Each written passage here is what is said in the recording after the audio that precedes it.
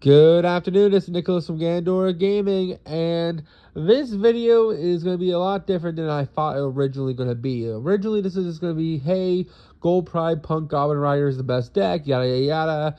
Here's the deck profile that hasn't changed since last week, and these are some great duels I had. But a different deck caught my eye today, and that's kind of one of my big shout-outs.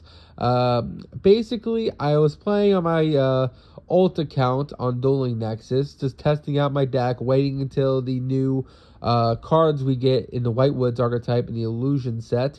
But while I was just playing with my build, I randomly went against a new deck, a deck I haven't played in many years, and I actually kind of got whooped by it, I'm not going to lie. That deck being Paleozoic Frogs. Joshua Smith just made an updated list, and I guess people are testing it out, or it topped a regional or something. I'm not really sure why Paleozoics all of a sudden are like back in like meta contention, but apparently they are, and I kind of got owned by one.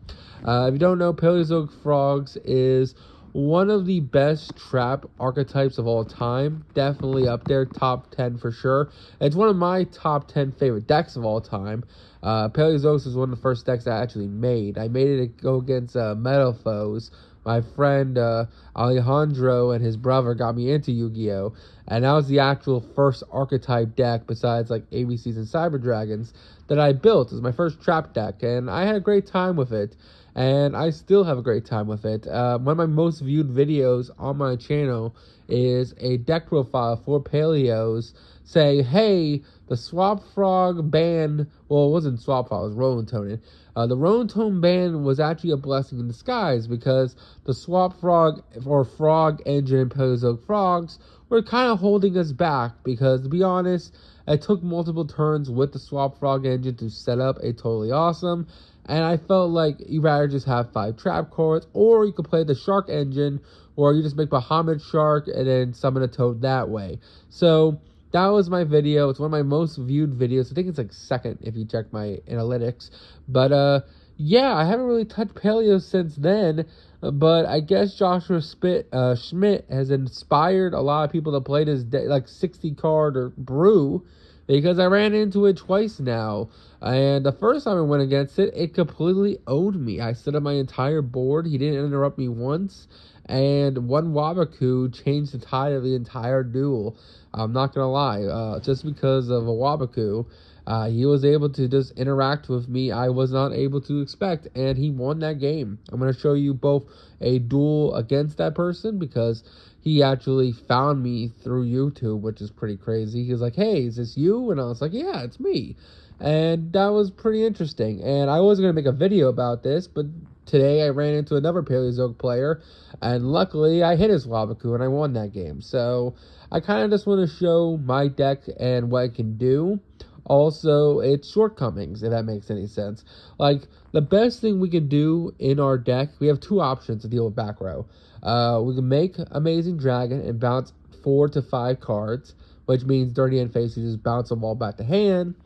Or we could play Barkion. So Barkion's an old inclusion I had in previous builds, and I like Barkion. He's pretty cool, but he's not Pacific material. You need a level 3 Earth non-tuner to make him, meaning you're gonna need to play what's it called? Well, you already do play him. It's Wheeler and Tracker. We don't play Wheeler, but we do play Tracker. So basically, you just need to dedicate Tracker to one of your level 3 punks, and then bam, you made this guy, which is pretty cool.